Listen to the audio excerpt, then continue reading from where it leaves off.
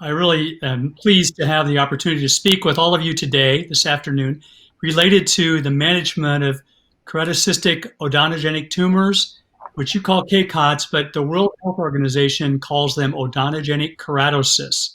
So I'll use the term OKC or odontogenic keratocysts during this presentation, but it may be called KOT or KCOT. KCOT is the normally used acronym. Um, would you give me the next slide, please? So what is an odontogenic keratocyst? Well, it's also known as the KCOT, as I'd mentioned, but it is, in fact, the proper term. And so we can compare it to, in my opinion, a very small balloon filled with liquid inside your upper or lower jaw that might have a tooth inside of it. Can you give me the next slide, please? So here, this turned out to be a black balloon that you see on your right-hand side of the slide, but that is a OKC in the left posterior jaw, your right side, of a young patient that we'll talk a little bit more about later. And so I made it look like a balloon so that you would understand what the dynamics are related to this tumor. Next slide, please. So be aware that odontogenic keratocyst can form in people without Gorlin syndrome. So just because you have an OKC or odontogenic keratocyst doesn't mean you have Gorlin syndrome.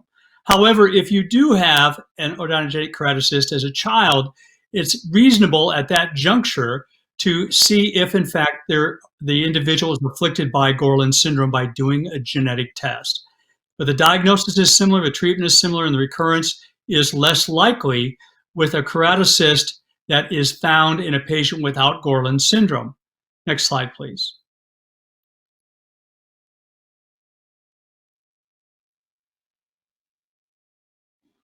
I'll move it. Thank you.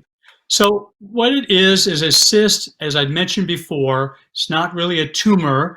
It is an 85% prevalence in Gorlin syndrome, and it may cause jaw or facial swelling, and it will interfere with normal tooth and development and tooth eruption. And this is one way that you check for the diagnosis, is if a child does not have a tooth erupt or have it erupt in the wrong place, it may not be a keratocyst, but it may.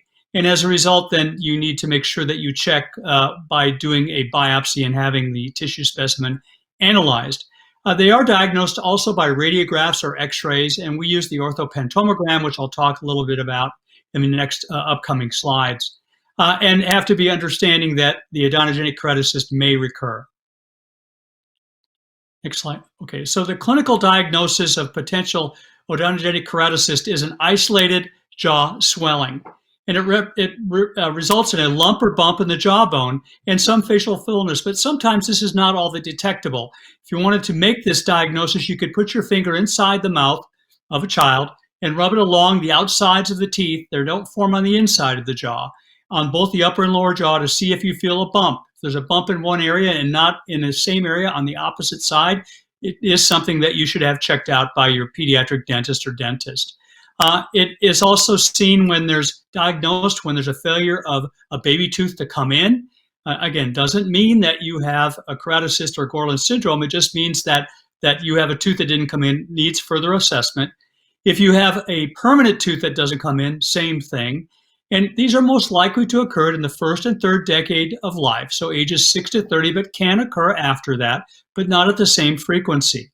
But I would tell you, based upon the Gorlin Syndrome Alliance study, most patients are oblivious to odontogenic keratocystic lesions until found on an x-ray or a clinical exam, and a large percentage, if not the biggest percentage, of diagnoses are made by dentists or oral surgeons that see these patients, according to the survey. Next slide, please.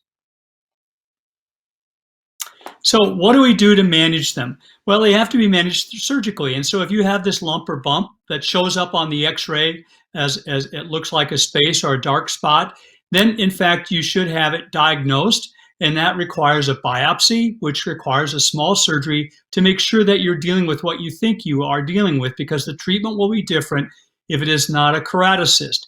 It could be a dentigerous cyst, a different type of cyst in the jawbone that does not require the placement of some topical agent to make it non-recur. And so we don't want to create any damage by over-treating a cystic lesion in the jaw.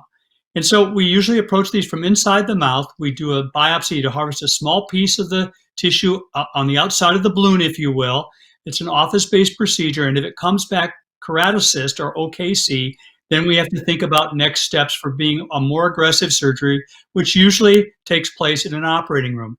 It gives us more time to remove the tumor or cyst in entirety and allows us to put the agent on it that might help prevent it from recurring. And so it's important when we take these out that all the cells lining the hole in the jaw are removed. Next slide, please. So the surgical management, as I said before, all margins must be removed or cleared of the cyst lining. And this requires a fairly definitive, delicate surgical procedure where you essentially peel this out from the inside of the access from inside the oral cavity. In some situations when these are really big, and I'll show you a case later, we sometimes use a technique where we don't take out the lining. We take a biopsy. We know the cell type of the tumor. We put in a device that keeps the mouth open to the lesion so that it can be irrigated over time, and the tumors will actually shrink in size. So, um, as far as the diagnosis to determine the tooth position, you have some choices, and so I'm going to give you some examples. The orthopantomogram, OPG, or Panorex, they're all called the same thing. Panorex is a trade name, is the most easily obtained and has the less amount of radiation to do a survey of the entire dentition in both the upper and lower jaw. So these are the recommended based upon the ALARA rule, the as low as reasonably acceptable rule as far as exposure to radiation. A cone beam computerized CT scan or CBCT may be offered by providers, but it is more radiation. And in some situations, it's not the wrong thing to get. I'll show you some CT scans later. But the point is that it's more radiation and more cost. The medical grade CT scan is the most definitive and the best from a perspective of seeing everything, but it's high radiation, takes more time to obtain, and costs more. So the orthopantomogram is good for following. If you're going to do an operation, sometimes the CT scan is important, and I many times will go to the medical grade because it has better information. The routine dental x-rays that you get in the dental office are really not enough to see much. Might aid in the diagnosis in some situations, but is not really definitive to be able to determine. We need to see a greater field of vision. Next slide, please. So here's that balloon again in the left lower third molar region of an older patient. This individual was in his 40s when this lesion was diagnosed. It actually was a recurrent lesion that took 6 to 8 years to redevelop in this site. And so this is a common location in what we call the angle of the mandible. And so this is a Panorex, and that's how. This is a cone beam CT scan. The cone beam CT scan shows more visions from more views and gives us a three-dimensional view if we want it. If you look at the bottom right-hand picture, you can see the balloon there. That's where the keratocyst is present and needs to be treated. Next slide, please.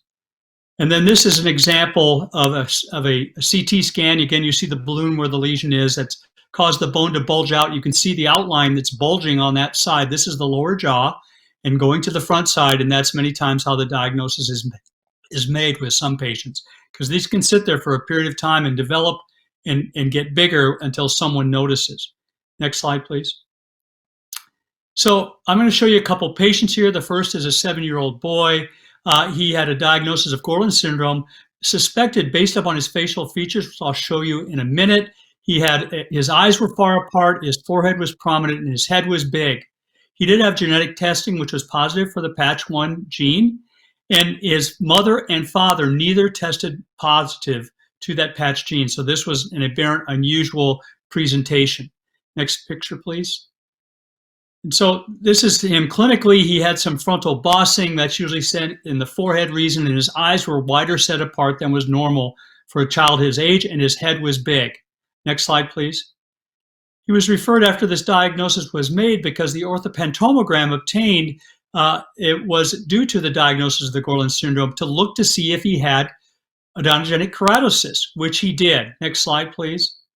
This is the one I showed you in the first picture. This is his clinical. He has really no detectable lump that I can see in his jaw here. And what I've circled there with the tan or yellow colored circle is a nevus, a basal cell nevus on his neck, not a carcinoma or not but it's a basal cell nevus. Next picture, please. So this is what it looked like inside of his mouth. Now his teeth are crooked as they erupt, not unusual, but the lesion is in the back right side on the top picture. I cannot see it here. We could not see it clinically, nor could we feel it. Next slide, please. But this is the one where the blue circle is. That's the one that we saw in the first picture. That's the large lesion. It's moved the second molar back to the back part of the jaw. Then we had suspicion the green circle shows a developing tooth in a wrong position. It has nothing to do with an OKC or Gorlin syndrome. And then the orange circle shows an area above the tooth that I'm going to want you to look at later. Next slide, please. So what we did was we did an intraoral incision around the back teeth and took out the OKC. We anticipated that's what it was. We curettaged it, and we applied a modified carnoid solution without chloroform in this particular patient. Next slide, please. And so here he is after the enucleation and curettage. No lump or bump developed. Next slide, please. And his tooth is actually moving, the back tooth on the right in the blue circle is actually moving closer to that tooth that was in front of it, meaning that it's healed and that tooth is restoring a natural position where it's supposed to be. You can see in the green circle, the tooth that I removed just because it was out of place was never going to erupt and be functional, so he'll be one tooth shy on the right side. And then that little orange circle, that bump is a little bit bigger. Next slide, please. So as we watch this over time, the blue circle shows the tooth is back where it's supposed to be. The cyst is non-recurrent, so that was a successful treatment. But he's developed a second OKC in the premolar area where the orange circle is. Next slide, please. On his tooth positioning, in order to get his teeth aligned, the orthodontist put some appliances on. That's what you see in the upper jaw that looks white. And that lesion there, we treated with surgical exposure and removal in the clinic, not in the operating room. Next slide, please. And as we did over time, that tooth is moving into position. The cyst has reduced itself in size. The orange circle is almost gone, and the blue circle is completely gone. That second molar went where it was supposed to be, simply because we took the tumor out and let the tooth come back to where it was supposed to be. Next slide, please. So we continued his care by observing tooth eruption, and we still are. We're getting an orthopentomogram on a yearly basis on him. He doesn't have an upper left third molar. Sometimes they don't develop in people, so we're watching to see if that's been associated with some type of OKC that's moved it away from the surface of the tooth. And we're watching him every year, and his parents are watching him for tumescence in the area as well. So we think we've got a good control of him. Next slide, please. Now, this is the second patient that was not followed as well clinically and didn't become my patient until he was 18 years old. But he did have a diagnosis of odontogenic keratocyst made by clinicians at a younger age, and they just made the discovery that he had Gorlin syndrome. Next slide, please. He didn't have much of a distinction, but if you look at the right side, his left side of his face, as he looks at you, there is some elevation there of the tissue surface. There is a bump. It's a big bump, non very detectable, but it is there. Let's go to the next slide, please. He didn't have the hypertelorism, nor did he have a great amount of frontal bossing, as you see here. It might be suggestive of Gorlin syndrome, but not to a great degree. This could be a normal-looking person for the most part. Next slide, please. And so as we looked at him, we looked at the areas where we were concerned about the potential development on the basis of looking back at x-rays. And the red circles are where his third molars or wisdom teeth are. The yellow circle is where a front tooth is coming in. There's no keratocyst there. And the one that we were concerned about was where the blue circle is. That tooth is out of position compared to the tooth on the opposite side. Next slide, please. So this wasn't the treatment I rendered. It was left sit for a period of time by another surgeon. And as that cyst enlarged, it moved the tooth away from the adjacent tooth in the blue circle. And the red circle, it moved it away as well. And on the top right side, his top left, the red circle is also apparent. Next slide, please. So the surgeon that treated this treated the right premolar, left third molar area. He debrided it and curetted it. He did not use a carnoid solution or modified carnoid. The diagnosis was keratocyst. Next slide, please. So he has multiple keratocysts. He's likely to have the syndrome, but he wasn't tested at this point in time. But over time, these lesions went away. And so if you look at the two red circles or the one red circle on the right side in the lower jaw, it's gone away. The one around the blue circle, it's gone away. The tooth has been removed, but there's still potential evidence that these are going to have an impact, especially on your upper right side. The larger red one looks like that's getting bigger. Next slide, please. So as this was watched over time, not by me, these got really big. And so these blue circles encompass the lesions on the left lower jaw, the right lower jaw, and the upper left jaw. That's where he had 3 lesions, and they're huge. Next slide, please. So in this particular case, next slide, please. These were keratocysts. This is the CT scan that we got medical grade because we wanted to see how big they are. They're big enough to actually weaken his jawbone so that if he took a blow to the face, his jaw could break and he would be difficult to reconstruct from that perspective because there's just no bone there. Next slide, please. And this shows the upper jaw on the left side where that's moved as well, filling his sinus. The black spot you see on your top left is, in fact, the maxillary sinus. There's nothing in there. It's supposed to be black like that. On the top right side, that's the gray shows the cyst-like lesion with fluid in it. Next slide, please. And so the treatment rendered in his case was we decided to decompress these lesions because they're just too big. We can't even get access to all of the lining. So we went in surgically and did what's called a marsupialization, which we did in the operating room. We opened 3 of lesions and drained them. We put in a rubber tube that communicated with the oral cavity. And over a period of a year, we had this individual who was 18 years old irrigate these. Next picture, please. Now, these are not, next slide, please. These are not my patients. I grabbed these off the internet, but this is what a marsupialization looks like. These are rubber tubes into those lesions and would not look unlike what he had in his situation. The one on your left upper jaw goes into the maxillary sinus. The one on your right goes into the left posterior area where the cyst would have been. Next picture, please. So what happened over time, 9 months after marsupialized, these lesions are much smaller. The tooth on the your lower left is closer to the other tooth. The one on the lower right is smaller, and that darkness is less. And the upper one, that tooth is still elevated to where it was, but there's bone forming there as well. So now the jaws are stronger. Now we can go in and aggressively treat these with curetement and the application of carnoid solution. Next slide, please. So in this particular case, we treated him. That just shows you the difference, the top left and the bottom right. That shows the difference of the sizes from the marsupialization. Next slide, please. And so here he is at the point in time where I felt that this was reconstructed enough to a degree that I could go in and take these out. And much less operation, more great visualization to be able to see all 3 of these that are taken out from inside the mouth. The jaw is stronger now. And so next slide, please. And so we took them out. And that's what he looks like now, and he's maintained without recurrence for the last 2 years. Next slide, please. So the recurrence is, the incidence of recurrence is higher in Gorlin syndrome than in those with odontogenic keratocyst without Gorlin syndrome. And also that is part of the research that we've seen with the treatment of these lesions, that the recurrence rate is greater even when treated aggressively. So do not confuse recurrence with occurrence, because you can develop new lesions in areas that you haven't had them before, but typically they occur, as I said, before age 30. If they recur after that point in time, it's typically in older adults. It may recur throughout someone's lifetime, but rarely do they have new ones that aren't related to something that was already there, although it does happen. Next slide, please. So you're monitoring for occurrence and recurrence is you make sure your dentist is aware that Gorlin syndrome has been diagnosed if you're not seeing the dentist specifically for Gorlin syndrome.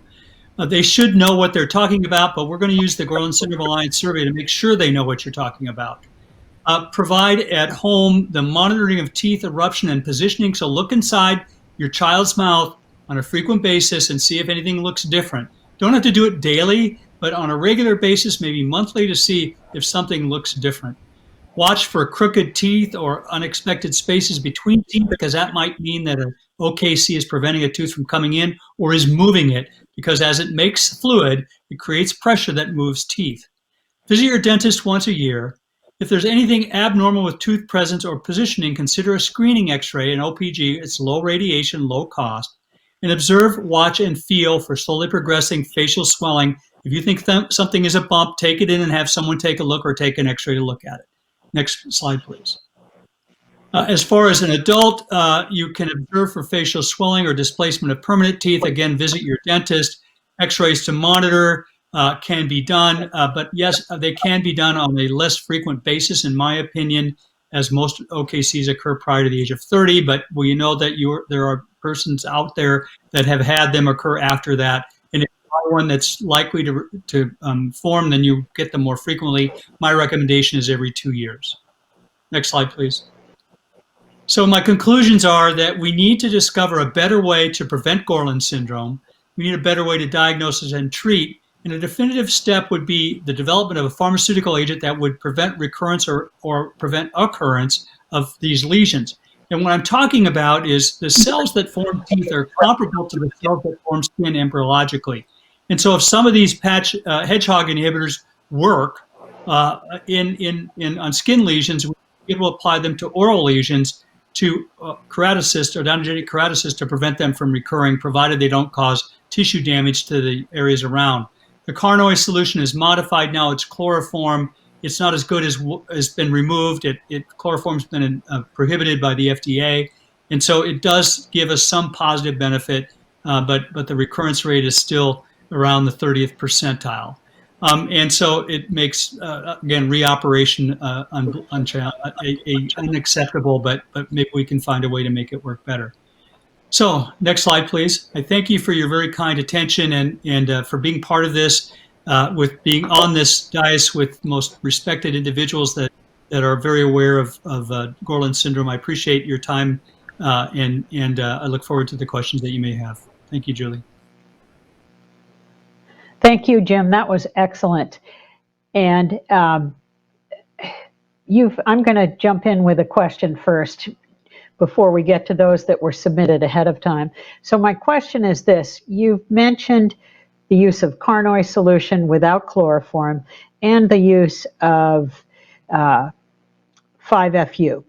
And that's a hot topic for people with Gorlin syndrome, because I don't know that we know that not all oral surgeons use it. So maybe one of the things that you can do is provide the Gorlin Syndrome Alliance with the link to the article on the use of 5-FU that we can share with our members, but also talk about the use of each of these and why we hope that oral surgeons will consider using them during the surgical procedure. Okay, I'd be happy to do that. The 5-FU has been shown to be beneficial in keratocysts, but the two studies that were done, one was at Mass General and the other one was in Toronto, University of Toronto, showed that it did, in fact, prevent OKCs from recurring compared to Carnoys or modified Carnoys. And the application is on a gauze that you put in the lesion and leave it there for a day and then pull it out the next day after surgery. And it has been shown and proven to be beneficial. And the second article is about to be published on it from Dr. Caminiti in Toronto. The problem is we don't know what impact it has on pediatric patients. And I know that earlier in the presentation, Dr. Harlech talked about prohibiting utilizing various agents that prohibit growth plate or make early closure of growth plate. Again, whenever we start treating or individuals that are pediatric with this approach, we have to be concerned about side effect profile. And so if we're going to put it in an OKC, when we put it in, how long is it going to stay there? One day, then when you take it out, does it have an opportunity to be absorbed systemically, go to other end organs and create a problem? We don't know the answer to that. And it's virtually impossible to do clinical trials on children's for obviously good reasons. But if we had an opportunity to schedule even these, or study in research, even these lesions that are removed at the time of surgery, if we could have individuals send them to us, we might be able to study the lesion to such a degree that we could discover what's going to help, or in some situations, some clinical trials, or a potential to show if, in fact, we can use these other topicals in a pediatric patient. In an adult patient, I think it's standard of care. If you're fully developed, skilled, or mature age 18, I wouldn't treat one without 5-FU. I think that's reasonable. It's proven. There's enough papers out there. That it's not a frequently occurring thing, but there's enough data out there for surgeons to be reasonable. The challenge will be if you're dealing with a 7-year-old. do you really go that dimension? Do you go that next step? I don't have problems with modified carnoids in a 7-year-old, but I would have a challenge from the 5FU because I don't know what the side effect profile will be from that application. Okay. Let's go with the first of our pre-submitted questions now. Do KCOTs ever end? Should we be monitored all our lives? You've already covered some of this, but the final question of those three, I think, is important because all of us have oral surgeons with different philosophies on this. Yeah, I think we again need to get the message to the oral surgeons. Hence, the abstract at the Cleft Palate Craniofacial Association, if it gets accepted, because we need to educate our surgeons. It is not a frequently occurring lesion. It's not a frequently occurring syndrome. And so, if surgeons are unaware of these changes because they might pass it by in a journal saying, "Well, I don't treat any patients that have this, so I'm not worried about reading this article," that creates a problem. So it's an awareness issue. And so, from my perspective, yes, the OKCs are a potential threat for a lifetime, but it's rare that you'll see them in seventh or eighth decade as new lesions. But anyone that has a large, I've noticed just this observation that if there's an individual that has a large number of basal cells, then I think the likelihood for a larger number of OKCs is there.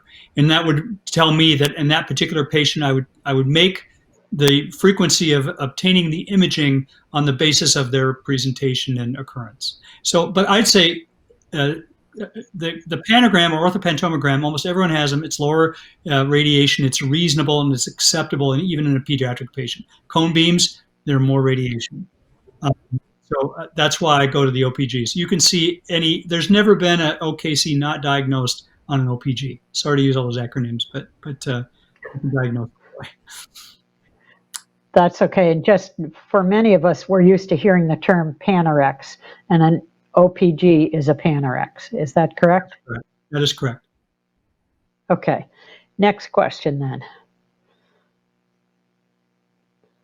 Can I maximize my insurance coverage for KCOT surgery and reconstruction? One of the things that I'm just going to jump in before you start, Dr. Swift, KCOTs or OKCs should be submitted to an insurance company as a medical diagnosis, not a dental one. Now I'll let you continue there, Dr. Swift. That's exactly right. And that's another area where we need to educate people, Julie, on this whole thing. I've fought many a battle with third-party payers for coverage because they'll say, "Oh, it's dental, and we don't have dental coverage." But if it's a tumor and it's a cyst-like tumor, so you call it a cyst, you've got a tumor. If there's a bone mass or tumor, or cyst anywhere in the human skeleton, appendicular or otherwise in the skull, even, then it's paid for. But it's because it's in the maxilla or mandible. The third-party payers are not allowed to discriminate on the basis of body part. It would be like treating arthritis in your hands, but not treating the arthritis in your jaw joint. But they do push back. And so in that particular situation, medical necessity, it's a tumor, it's a cyst, it's due to a syndrome that's diagnosed on the basis of genetic tests. And so it should be paid for, just like cleft palate is paid for, which is, again, an entity that occurs in the lip and the upper jaw from the front to the back. And we typically don't have any problems having clefts paid for third-party benefits. So we should be able to use that same argument for patients with Gorlin syndrome and OKCs. And we do. And I have success getting coverage. Thank you. Next question, please. Help prevent them from forming or reoccurring. What a percentage of people developing KCOTs in their 40s and older? Yeah, preventing is something we don't know how to do. You can't put sunscreen on it. You just have to hope they don't occur, and when they treat them aggressively. After age 40, again, if I've seen them return, they return slowly. As I said, the ectodermal structures form teeth, and so once the teeth are fully developed, that whole it's actually the follicle that forms a tooth. It produces fluid as well. So it's almost like a keratocyst, although histologically, under a microscope, it doesn't look the same. Once all your permanent teeth are erupted, that's why your risk goes down. And so as long as your permanent teeth are erupted, then the likelihood of something happening goes way down. But in situations where it does happen, I would say most often it will happen in the back part of the lower jaw. But that being said, there's nothing we know that we can do to prevent them from recurring. Perhaps if we find an agent we could inject into them to make them go away, that might be something that's reasonable. There's a lot of different pathways we could take under research protocol to try to fix them. But unfortunately, no, there's nothing that we can do to stop them from recurring that we know about at this time. If there's a systemic medication that's a hedgehog inhibitor that's going to stop basal cells, maybe it will stop OKCs. It's possible. We just don't know. It's never been studied. Okay, thank you. Let's move on to the next question now. I have a patient currently with Gorlin syndrome and has experienced right maxillary cyst with recurrence twice. Great success with packing with Effudex. Can you explain how the Effudex or the 5FU works in regard to decreasing recurrence? Some of this you've covered, but the explanation will be great. But the maxillary sinus is a problem because that structure sits above your upper teeth. And when these teeth get out of position, they'll pop into the sinus, although they're still covered by their cystic component, pushes the sinus membrane out of the way. In some situations, the diagnosis is really made by an inability to breathe in and out easily, but it will move things. But when you go into the maxillary sinus, because it's a larger cavity, it's hard to get to all the corners or reaches of that cavity. I sometimes use an endoscope inside the maxillary sinus to see where everything is. But once you take out the keratocystic or the OKC, the sinus lining is left behind. You can take that as the next margin to remove it. And when you take that as the next margin, then the recurrence rate goes down. But it's also possible that in situations where you've left some of the keratocyst behind, then it's going to have a nook or a cranny that it can hide in. So you have to use the Carnoy solution or the 5FU in the sinus, which is reasonable because there's no adjacent anatomic structure that you can hurt in that situation. It's a full sinus, it's surrounded by bone. And so that can have a positive impact on bone. I would have no hesitation using 5FU in the maxillary sinus. In that particular case, if it hasn't been used and it recurs, I'd go back and use 5FU. Okay, thank you. We have a few more questions, and as a reminder to everyone, these have been pre-submitted, so they may seem a little bit redundant, and we need to kind of push the fast forward button here, and so we get them done in a reasonable amount of time. Let's see, how had many jaw cysts as a child and one a few years back? How often do you suggest someone in their 50s with Gorlin syndrome has a pano x-ray done? From my perspective, again, based upon the number of cysts that they've had. If they've had none from when their teeth erupted till age 50, I'd say none, and just monitor for potential recurrence. If they have no teeth, I'd say highly unlikely you're going to have recurrence. And so from my perspective, that's a tough question to answer because it's made for every patient. But I would say on average, if you get one every 2 years, that will be frequent enough, barring symptomatology or frequent recurrence history. Okay. Next question, please. Can adults get implants or do they risk more cysts? Missing teeth? Go ahead. I'll let you answer the question. Mostly related to implants. Yeah, the cyst won't make the missing teeth once in the when the tooth is removed from the dental alveolus and it's not allowed to erupt as a young adult, then you will have what we call atrophy of the bone because there's a function for that bone and it's to hold the teeth in. If the teeth are removed because of OKC, then there's no function for the bone, it shrinks. The same is true when you take if someone has bad gum disease or periodontal disease or bad teeth, caries disease, when you take them out, the jaw shrinks. And so that makes your skull look like it's sunk in.